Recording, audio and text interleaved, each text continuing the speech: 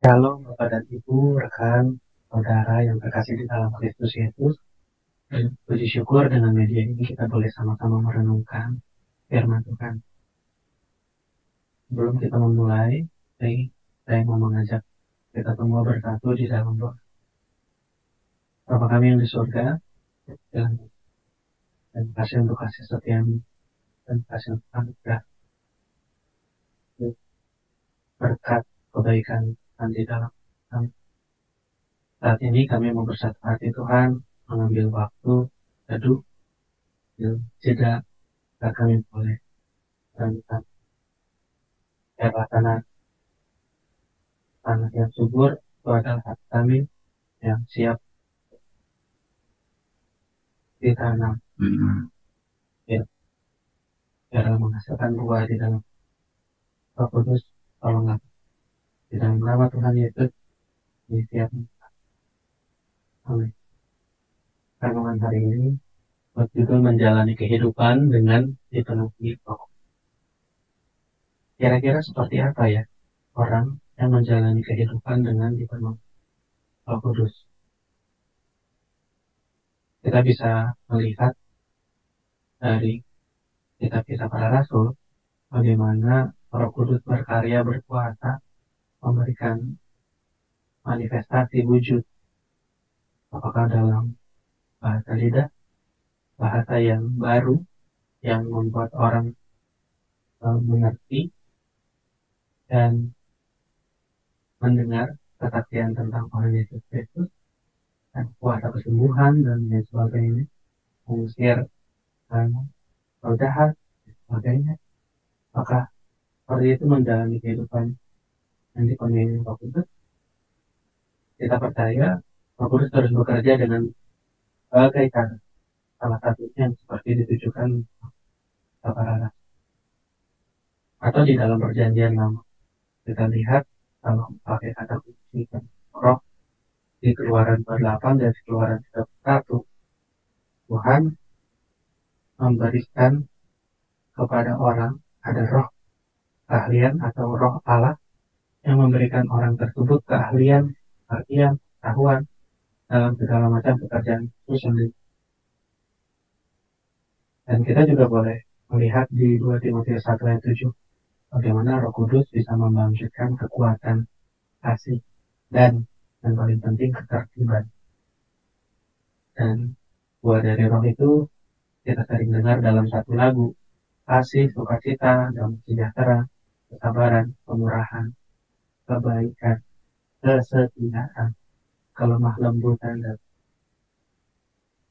menjalani kehidupan yang dipimpin oleh Roh Kudus itu adalah satu hal yang istimewa dalam berjalan bersama dengan Tuhan. Kekristenan bukanlah agama cara kita berusaha dekat kepada Tuhan, melainkan kita memiliki akses hubungan pribadi dengan Tuhan. Saya teringat sama satu gambar yang saya lihat ini, di mana sebelah kiri dan kanan itu menggambarkan ruang hati. Siapa yang berkata di dalam hati kita? Apakah yang sebelah kiri ada aku, keakuan kita yang berkata, atau ada Tuhan yang berkata? Atau ada juga bisa membuat lingkaran baru. Ada Kristus di dalam hidup kita, tapi kita biarkan duduk. Dan duduk di atas tahta hati kita, tapi kita yang berkata, Kristus yang ikut memimpin kita. Salah satu hal yang uh, ngeri-ngeri sedap gitu. Nah, ada 3 alasan paling tidak yang bisa saya bagikan. Kenapa ya kita perlu menjalani kehidupan? Yang pertama adalah dalam 1 Korintus 3 ayat 16 diingatkan bahwa tidak tahukah kamu bahwa kamu adalah bait Allah dan bahwa Roh Allah diam di dalam kamu. Kalau ada fokus di dalam hati kita, maukah kita isi hati dan pikiran kita dengan kecemaran, hal-hal yang jelek, hal-hal yang jahat? Justru karena kita sadar bahwa kita adalah bait Allah dari Allah yang di dalam hidup kita, dalam kita harus jaga baik-baik supaya yang masuk, yang kita lihat, yang kita konsumsi. Termasuk ini juga jadi alasan bagi kita harus tetap sehat, tidur yang cukup, mengelola stres, makanan yang bergizi, apapun yang kita konsumsi, kita bertanggung jawab untuk menjaga baik hal ini tetap sehat secara fisik, secara emosi dan mental, secara spiritual. Ya, ini jadi satu alasan kenapa kita perlu dipenuhi oleh. Yang berikutnya, kita berjuang melawan kedagingan. Saya ingat di zaman Getsemani, Yesus mengingatkan murid-muridnya ini, berjaga-jagalah dan berdoalah supaya kamu jangan jatuh ke dalam cobaan. Roh memang penurut, tetapi daging lemah. Ini yang sering kita rasakan. Kita punya keinginan yang kuat, tapi nggak sanggup melakukannya. Kita punya komitmen. Mungkin ada yang mengambil komitmen sejak Januari tanggal pertama, buku revolusi. Kita tahu apa yang baik buat kita. Kita tahu apa yang baik dan menyenangkan hati kita. Tapi kedagingan kita lemah dan kita malah melakukan yang kembali.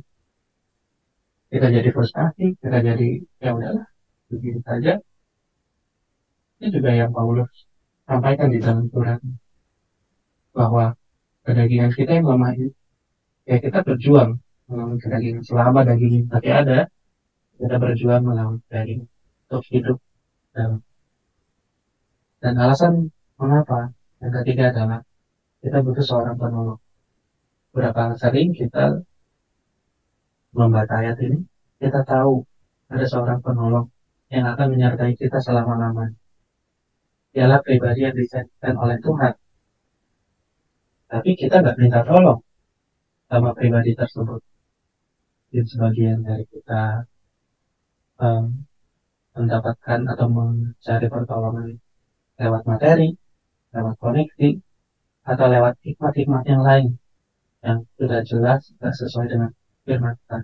Tapi terus kita lakukan. Nah, tiga alasan ini yang menjadi dasar kenapa kita perlu hidup di dunia. Dan lainnya adalah bagaimana peran roh. Kita dilihat di sini ada begitu banyak peran roh yang membuat kita sama-sama bertanya, ya, ini hak istimewa. Terus yang bisa bekerja dan berkarya di dalam hidup kita untuk mengerjakan ini. Ada keadilan, penghiburan, kemerdekaan, ada karunia. Kita jadi mampu mengasihi orang yang sudah dikasihi. Kita jadi berubah dari yang gak sabaran jadi lebih sabar.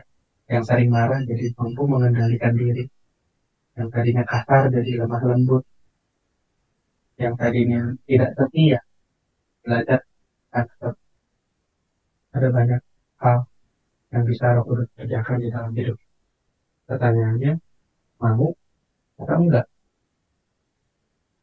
Efesus 5 ayat 18 sampai 16 ini juga ada kata penuh dengan roh. Kita baca sama-sama. Dan janganlah aku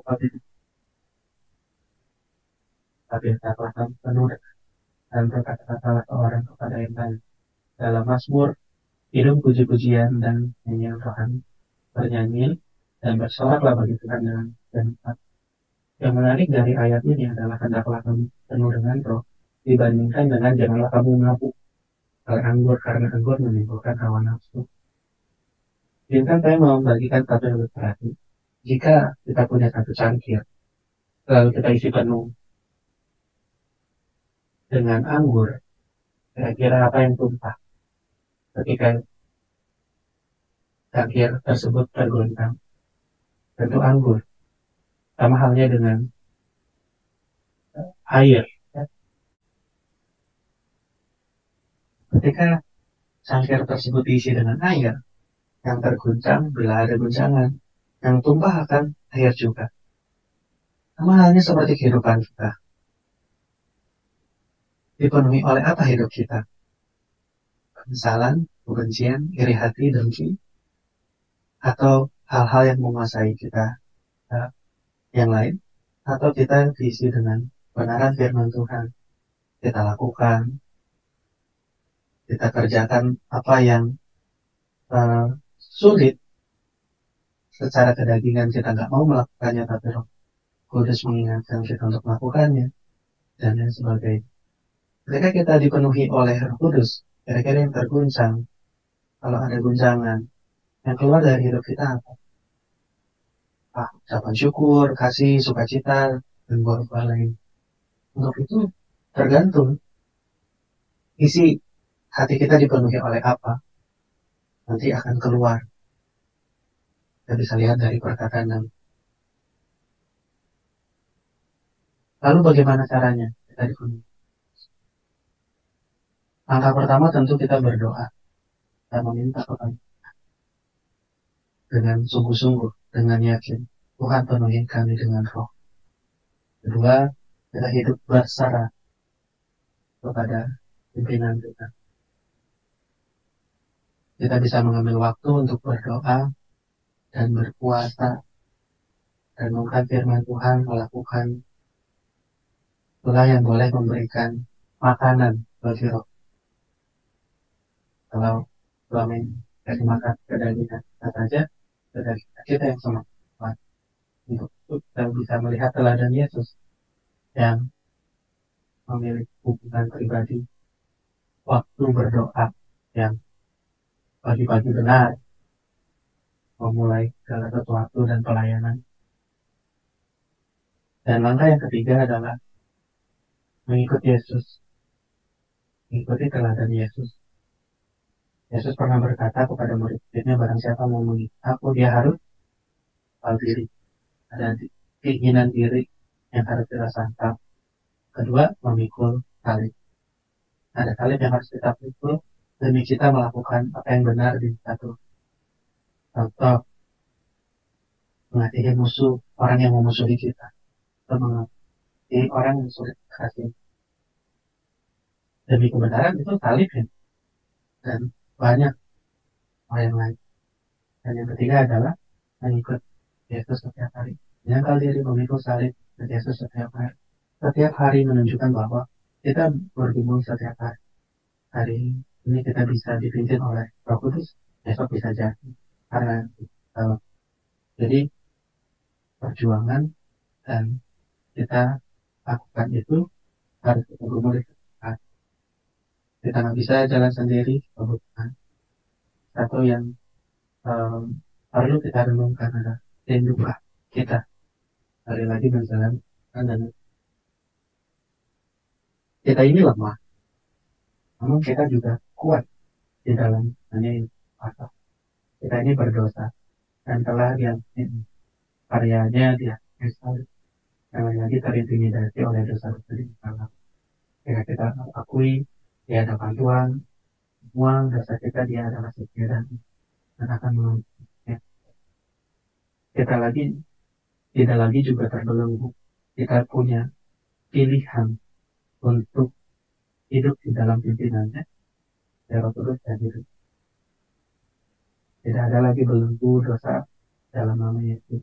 Tidak ada lagi kuasa jahat yang mampu mengikat kita dalam ini. Kiranya Tuhan menyertai dan menolong kita.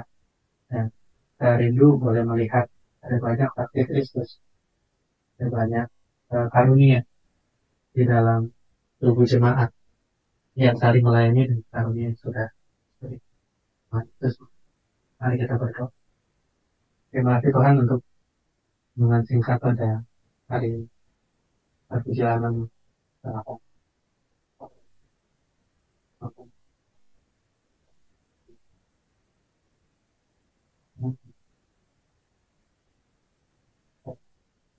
Yang boleh kami satu hari kemudian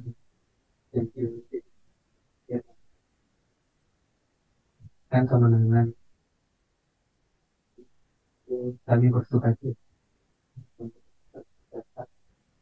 seperti apa sih sakit dan kuasa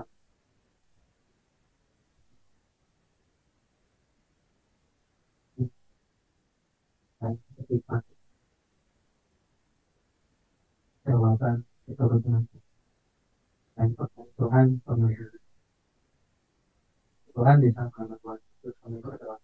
Amin.